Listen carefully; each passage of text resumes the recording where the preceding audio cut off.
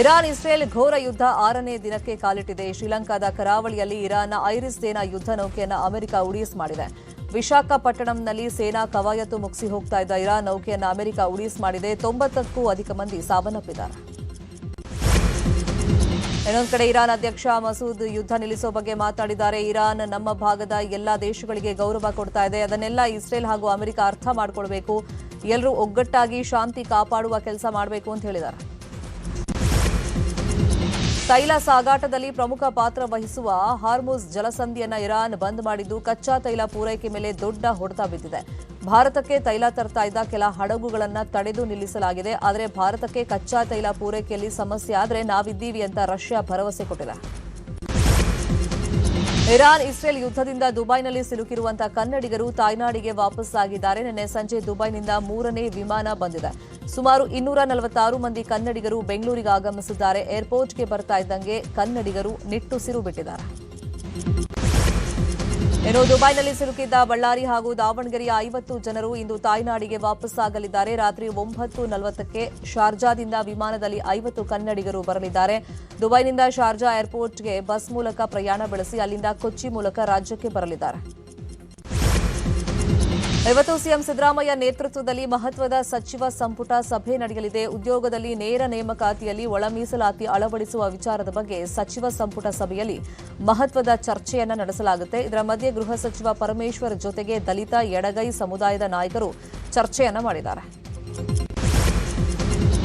ರಾಜ್ಯದ ಒಳ ಮೀಸಲಾತಿಯಲ್ಲಿನ ವರ್ಗೀಕರಣ ಬೇಡಿಕೆಯನ್ನ ರಾಜ್ಯ ಸರ್ಕಾರ ಈಡೇರಿಸಬೇಕು ಅಂತ ಹೇಳಿ ಮಾದಿಗ ದಂಡೋರ ಮೀಸಲಾತಿ ಹೋರಾಟ ಸಮಿತಿ ರಾಜ್ಯಾಧ್ಯಕ್ಷ ನರಸಪ್ಪ ಆಗ್ರಹವನ್ನ ಮಾಡಿದ್ದಾರೆ. ಮಾದಿಗ ಸಮುದಾಯದ ಬೇಡಿಕೆ ಸರ್ಕಾರ ಈಡೇರಿಕೆ ಮಾಡದೇ ಇದ್ರೆ ಮುಂದಿನ ಚುನಾವಣೆಯಲ್ಲಿ ಕಾಂಗ್ರೆಸ್ ಅದಕ್ಕೆ ಸರಿಯಾದ ಬೆಲೆಯನ್ನ ತೆರಬೇಕಾದೀತು ಅಂತ ಹೇಳಿ ಎಚ್ಚರಿಕೆಯನ್ನ ಕೊಟ್ಟಿದ್ದಾರೆ. ರಾಜ್ಯ ಸರ್ಕಾರದ ವಿರುದ್ಧ ಗುತ್ತಿಗೆದಾರರು ಮಾರ್ಚ್ 6ನೇ ತಾರೀಕು ಬೆಂಗಳೂರಿನ ಫ್ರೀಡಂ ಪಾರ್ಕ್ನಲ್ಲಿ ಪ್ರತಿಭಟನೆಗೆ ಸಜ್ಜಾಗಿದ್ರು. ಆದರೆ ಗುತ್ತಿಗೆದಾರರ ಹೋರಾಟದ ಎಚ್ಚರಿಕೆಗೆ ರಾಜ್ಯ ಸರ್ಕಾರ ಮಣಿದಿದೆ. ಬೆಂಗಳೂರಿನ ಗುತ್ತಿಗೆದಾರರಿಗೆ ಅನ್ವಯವಾಗುವಂತೆ 4ನೇ ಕಂತಿನ 750 ಕೋಟಿ ಹಣವನ್ನು ಸರ್ಕಾರ ಬಿಡುಗಡೆ ಮಾಡಿದೆ.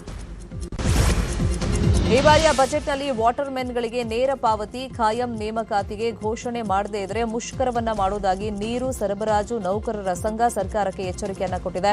ಸಾರ್ವಜನಿಕರಿಗೆ ಸಮಸ್ಯೆ ಆದರೆ ನಾವು ಹೊಣೆಯಲ್ಲ ಅಂತ ರಾಜ್ಯ ಪೌರ ನೀರು ಸರಬರಾಜು ನೌಕರರ ಸಂಘ ಹೇಳಿದೆ. ಇವತ್ತು ಚಿಕ್ಕೋಡಿಗೆ ಉಪರಾಷ್ಟ್ರಪತಿ ಸಿಪಿ ರಾಧಾಕೃಷ್ಣನ್ ಆಗಮಿಸ್ತಾ ಇದ್ದಾರೆ. ಹಿನ್ನೆಲೆಯಲ್ಲಿ ತರಾತುರಿಯಲ್ಲಿ ಹದಗೆಟ್ಟ ರಸ್ತೆಯನ್ನು ರಿಪೇರಿ ಮಾಡೋದಕ್ಕೆ ಅಧಿಕಾರಿಗಳು ಮುಂದಾಗಿದ್ದಾರೆ. ಅಧಿಕಾರಿಗಳ ಕ್ರಮಕ್ಕೆ ಜನರು ಆಕ್ರೋಶವನ್ನು ಹೊರಹಾಕಿದ್ದು ಜನರ ಜೀವಕ್ಕೆ ಬೆಲೆ ಇಲ್ವಾ ಅಂತ ಪ್ರಶ್ನೆ ಮಾಡಿದ್ದಾರೆ. ಬೆಂಗಳೂರು ಸೇರಿದಂತೆ ಒಟ್ಟು 7 ಜಿಲ್ಲೆಗಳಲ್ಲಿ ಲೋಕಾಯುಕ್ತ ದಾಳಿ ನಡೆದಿದೆ. KRDCL chief engineer Vasant Naik ಮನೆ ಹಾಗೂ ಕಚೇರಿ ಮೇಲೆ ದಾಳಿ ಮಾಡಿರುವಂತಹ ಲೋಕಾಯುಕ್ತ ಅಧಿಕಾರಿಗಳು ದಾಖಲೆಗಳ ಪರಿಶೀಲನೆಯನ್ನ ಮಾಡ್ತಾ ಇದ್ದಾರೆ. ರೌಡಿ ಶೀಟರ್ ಬಿಕ್ಲು ಶಿವ ಕೊಲೆ ಪ್ರಕರಣದಲ್ಲಿ ಜೈಲು ಸೇರಿರುವಂತಹ ಶಾಸಕ ಬೈರತಿ ಬಸವರಾಜು ಜಾಮೀನು ಅರ್ಜಿ ವಿಚಾರಣೆ ಇವತ್ತು ಜನಪ್ರತಿನಿಧಿಗಳ ಸ್ಪೆಷಲ್ ಕೋರ್ಟ್ನಲ್ಲಿ ನಡೆಯಲಿದೆ. ಬೈರತಿ ಬಸವರಾಜು ಪರ ವಕೀಲರು ವಾದವನ್ನ ಮಂಡಿಸಲಿದ್ದಾರೆ. ಚಿತ್ರದುರ್ಗದ ರೇಣುಕಾಸ್ವಾಮಿ ಕೊಲೆ ಕೇಸಲ್ಲಿ ಜೈಲು ಸೇರಿರುವಂತಹ ಪವಿತ್ರ ಗೌಡಗೆ ಮನೆ ಊಟ ನೀಡಲು ಹೈಕೋರ್ಟ್ ನಿರಾಕರಿಸಿದೆ. ಪವಿತ್ರ ಗೌಡ ಜೊತೆಯಲ್ಲಿ ನಾಗರಾಜು ಲಕ್ಷ್ಮಣ್ಗೂ ಜೈಲೂಟವೇ ಗಟ್ಟಿಯಾಗಿದೆ. ವೈದ್ಯಕೀಯ ಸಮಸ್ಯೆ ಇದ್ರೆ ಮಾತ್ರ ಮನೆ ಊಟಕ್ಕೆ ಅವಕಾಶ ಇದೆ ಅಂತ ನ್ಯಾಯಮೂರ್ತಿ ಎಂ ನಾಗಪ್ರಸನ್ನ ಅವರ ಪೀಠ ಹೇಳಿದೆ. ಮೈಸೂರಿನ ನಂಜುಂಡೇಶ್ವರ ದೇವಸ್ಥಾನದ ದಾಸೋಹ ಭವನದ ಬಳಿ ಮಾಂಸಾಹಾರ ಸೇವನೆ ವಿಚಾರವಾಗಿ ಸಿಬ್ಬಂದಿ ಪ್ರದೀಪ್ಗೆ ನೋಟಿಸ್ ಅನ್ನು ನೀಡಲಾಗಿದೆ. 2 ದಿನದ ಹಿಂದೆ ಪ್ರದೀಪ್ ಮಾಂಸಾಹಾರ ಸೇವಿಸಿದ್ದ ವಿಡಿಯೋ ವೈರಲ್ ಆಗಿತ್ತು. ಇದೀಗ ಇಒ ನೀಡಿದ ದೂರಿನ ಅನ್ವಯ ಪ್ರದೀಪ್ರನ್ನ ಬಂಧಿಸಲಾಗಿದೆ. ಬಿಎಂಟಿಸಿ ಚಾಲಕ ಪ್ರಯಾಣಿಕನ ಮೇಲೆ ಗುಂಡಾವರ್ತನೆ ತೋರಿದ್ದಾರೆ ಅನ್ನೋ ಆರೋಪ ಕೇಳಿಬಂದಿದೆ. ನಿನ್ನೆ ರಾತ್ರಿ 11 ಗಂಟೆ ವೇಳೆಗೆ ಜಾಲಹಳ್ಳಿ ಬಳಿಯಲ್ಲಿ ಘಟನೆ ನಡೆದಿರೋದು. ಜಾಲಹಳ್ಳಿಯಿಂದ ಬಗಲಗುಂಟೆಗೆ ಹೊರಟಿದ್ದ ಪ್ರಯಾಣಿಕ ಲಾಸ್ಟ್ ಸ್ಟಾಪ್ ಬಗ್ಗೆ ಪ್ರಶ್ನೆ ಮಾಡ್ತಾ ಇದ್ದಂಗೆ ಚಾಲಕ ಮಲ್ಲಿಕಾರ್ಜುನ ಆವಾಜನ್ನ ಹಾಕಿದಾರಂತೆ. ಕಾರ್ ಚಾಲಕ ನಿಯಂತ್ರಣ ತಪ್ಪಿ ಬೈಕ್ಗೆ ಗುದ್ದಿ ಆ ನಂತರ ಡಿವೈಡರ್ಗೂ ಕಾರ್ ಗುದ್ದಿ ಚಾಲಕ ಸಾವನ್ನಪ್ಪಿದ್ದಾನೆ. ಈ ಘಟನೆ ಕೋಲಾರ ಜಿಲ್ಲೆಯ ಶ್ರೀನಿವಾಸಪುರ ತಾಲೂಕಿನ ಹಕ್ಕಿಪಿಕ್ಕಿ ಕಾಲೋನಿ ಬಳಿಯಲ್ಲಿ ನಡೆದಿದೆ. ಆಂಧ್ರಪ್ರದೇಶ ಮೂಲದ ಕಾರ್ ಚಾಲಕ ಬಶೀರ್ ಮೃತ ದುರ್ದೈವಿ. ಕಾರ್ನಲ್ಲಿದ್ದ ಮತ್ತೋರ್ವ ವ್ಯಕ್ತಿ ಸ್ಥಿತಿ ಗಂಭೀರವಾಗಿದೆ. ಕೆಪಿಎಸ್ಸಿ ಪರೀಕ್ಷೆಯಲ್ಲಿ ದೊಡ್ಡ ಭ್ರಷ್ಟಾಚಾರ ನಡೆದಿರುವಂತಹ ಆರೋಪ ಕೇಳಿಬಂದಿದೆ. ಒಂದೇ ಕೊಠಡಿಯಲ್ಲಿ ಪರೀಕ್ಷೆ ಬರೆದ 15 ಮಂದಿ ಕೆಪಿಎಸ್ಸಿಯಲ್ಲಿ ಪಾಸ್ ಆಗಿದ್ದಾರೆ. ಇದರಲ್ಲಿ ಹಗರಣ ನಡೆದಿದೆ ಅಂತ ಆರೋಪಿಸಿರುವಂತಹ ಅಭ್ಯರ್ಥಿಗಳು ಪ್ರಧಾನಿ ಮೋದಿಗೆ ಸಿಎಂ ಸಿದ್ದರಾಮಯ್ಯ ಅವರಿಗೆ ಪತ್ರವನ್ನು ಬರೆದಿದ್ದಾರೆ. ಇನ್ನು ಈ ಬಗ್ಗೆ ವರದಿ ನೀಡುವಂತೆ ಸಿಎಸ್ ಶಾಲಿನಿ ರಜನೀಶ್ ಕೆಪಿಎಸ್ಸಿ ಕಾರ್ಯದರ್ಶಿಗೆ ಸೂಚಿಸಿದ್ದಾರೆ. ದಾವಣಗೆರೆ ದಕ್ಷಿಣ ಕ್ಷೇತ್ರದ ಉಪಸಮರ ಗೆಲ್ಲಲು ಬಿಜೆಪಿ ರಣತಂತ್ರವನ್ನ ರೂಪಿಸ್ತಾ ಇದೆ. ಚುನಾವಣೆ ಘೋಷಣೆಗೂ ಮುನ್ನವೇ ದಾವಣಗೆರೆ ದಕ್ಷಿಣ ಕ್ಷೇತ್ರದಲ್ಲಿ ಬಿಜೆಪಿ ಫುಲ್ ಆಕ್ಟಿವ್ ಆಗಿದೆ. ಬಿಜೆಪಿ ವಿಸ್ತಾರಕರು ಡೋರ್ ಟು ಡೋರ್ ಮೀಟಿಂಗ್ ಮಾಡ್ತಾ ಇದ್ದಾರೆ. ನಾಳೆ ಸಂಜೆ ಬಿಜೆಪಿ ಸಮಾವೇಶ ನಡೆಯಲಿದ್ದು ಇವತ್ತು ಪೂರ್ವಭಾವಿ ಸಭೆ ನಡೆಯಲಿದೆ. ಮಂಗಳೂರು ನಗರದ ಹೊರವಲಯದ ಫರಂಗಿಪೇಟೆಯ ಪುದು ಗ್ರಾಮದ ಬಳಿಯಲ್ಲಿ ನೇತ್ರಾವತಿ ನದಿಯಲ್ಲಿ ಅಪಾರ ಪ್ರಮಾಣದ ಆಧಾರ್ ಕಾರ್ಡ್ಗಳು ಪತ್ತೆಯಾಗಿವೆ. ಆಧಾರ್ ಕಾರ್ಡ್ ತೇಲಿ ಬರ್ತಾ ಇರುವುದನ್ನು ಕಂಡ ಸ್ಥಳೀಯರು ಶಾಸಕರು ಸ್ಪೀಕರ್ಗೆ ಮಾಹಿತಿಯನ್ನು ಕೊಟ್ಟಿದ್ದಾರೆ. ಹಾಸನ ತಾಲೂಕಿನ ಗೆರೂರು ಪೊಲೀಸ್ ಠಾಣೆಯಲ್ಲಿ ನವಜೋಡಿ ದಾಂಪತ್ಯ ಜೀವನಕ್ಕೆ ಕಾಲಿಟ್ಟಿದೆ. ನಾಯಕರಹಳ್ಳಿಯ ಅಜಯ್ ಧನಲಕ್ಷ್ಮಿ ಕೆಲ ಸಮಯದಿಂದ ಪ್ರೀತಿ ಮಾಡ್ತಾ ಇದ್ರಂತೆ. ಆದರೆ ಯುವತಿ ಕುಟುಂಬಸ್ಥರು ಮದುವೆಗೆ ಒಪ್ಪಿರಲಿಲ್ಲ. ಈ ಹಿನ್ನೆಲೆಯಲ್ಲಿ ವಿವಾದ ಠಾಣಾ ಮೆಟ್ಲನ್ನ ಏರಿತ್ತು. ಕುಟುಂಬಸ್ಥರನ್ನ ಸಮಾಧಾನ ಪಡಿಸಿದಂತ ಪೊಲೀಸರು ಮದುವೆ ಮಾಡಿಸಿದ್ದಾರೆ.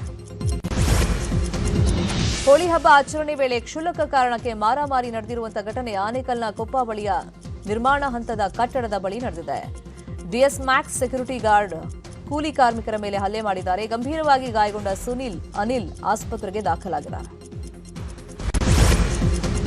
ಹಾಸನದ ಶ್ರೀರಾಮ್ ಸೇನೆ ಜಿಲ್ಲಾಧ್ಯಕ್ಷ ಹೇಮಂತ್ ಅಪ್ರಾಪ್ತನನ್ನ ಜೀತಕ್ಕಿಟ್ಟುಕೊಂಡು ದುಡಿಸಿಕೊಳ್ತಾ ಇದ್ದ ಎನ್ನಲಾಗಿತ್ತು. ಒಡನಾಡಿ ಸಂಸ್ಥೆಯ ಸ್ಟ್ಯಾನ್ಲಿ ಮತ್ತು ಶಿಶು ರಕ್ಷಣಾ ಅಧಿಕಾರಿಗಳ ತಂಡ ಜಂಟಿ ದಾಳಿ ಮಾಡಿದ್ದು ಬಾಲಕನನ್ನ ರಕ್ಷಣೆ ಮಾಡಲಾಗಿದೆ.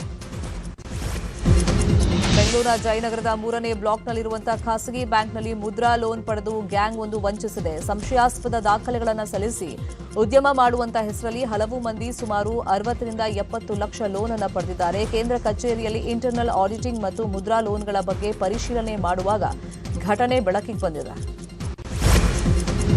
ಜೆಡಿಯು ನಾಯಕ ಬಿಹಾರ ಸಿಎಂ ನಿತೀಶ್ ಕುಮಾರ್ ಮುಖ್ಯಮಂತ್ರಿ ಸ್ಥಾನಕ್ಕೆ ರಾಜೀನಾಮೆ ನೀಡಿ ರಾಜ್ಯಸಭೆಗೆ ನಾಮಪತ್ರ ಸಲ್ಲಿಸಲಿದ್ದಾರೆ ಅಂತ ಹೇಳಲಾಗ್ತಾ ಇದೆ. ನಿತೀಶ್ ರಾಜೀನಾಮೆ ಕೊಟ್ಟಿದ್ದೇ ಆದರೆ ಬಿಜೆಪಿಗೆ ಬಿಹಾರ ಸಿಎಂ ಸ್ಥಾನ ಸಿಗಲಿದ್ದು ನಿತೀಶ್ ಕುಮಾರ್ ಪುತ್ರ ನಿಶಾಂತ್ರನ್ನ ಉಪಮುಖ್ಯಮಂತ್ರಿಯಾಗಿ ಮಾಡ್ತಾರೆ ಅಂತ ಚರ್ಚೆ ನಡೀತಾ ಇದೆ. ತಮಿಳುನಾಡು ವಿಧಾನಸಭಾ ಚುನಾವಣೆಗೆ ಡಿಎಂಕೆ ಕಾಂಗ್ರೆಸ್ ನಡುವಿನ ಮೈತ್ರಿಯ ಸೀಟು ಹಂಚಿಕೆ ಪೂರ್ಣಗೊಂಡಿದ್ದು ಅಧಿಕೃತ ಘೋಷಣೆಯಷ್ಟೇ ಬಾಕಿ ಇದೆ. ಇನ್ನೊಂದು ಕಡೆ ಮೋದಿ ಮಾರ್ಚ್ 11ರಂದು ತಮಿಳುನಾಡಿನ ತಿರುಚಿಯಲ್ಲಿ ಬಿಜೆಪಿ ಸಭೆಯಲ್ಲಿ ಪಾಲ್ಗೊಳ್ಳುತ್ತಾರೆ.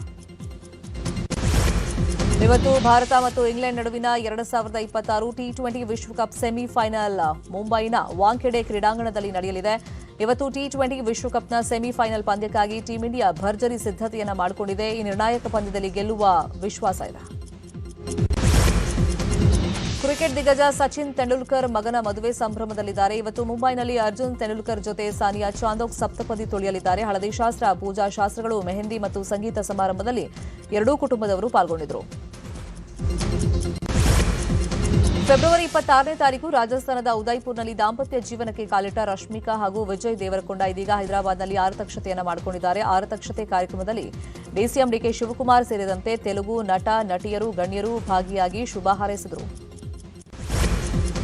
ರಿಷಬ್ ಅಭಿನಯದ ಹನುಮಾನ್ ಸಿನಿಮಾದ ಶೂಟಿಂಗ್ ಮಾರ್ಚ್ 2ನೇ ವಾರದಿಂದ ಶುರುವಾಗಲಿದೆ. ಬಿಡುವಿನ ಈ ಸಮಯವನ್ನ ಕುಟುಂಬದ ಜೊತೆಗೆ ಕಳೆತಿರುವಂತಹ ರಿಷಬ್ ತಮ್ಮ ಮಗಳು ರಾಧ್ಯಾಳ ವಿಡಿಯೋ ಶೇರ್ ಮಾಡಿ ಶುಭಾಶಯ ಕೋರಿದ್ದಾರೆ.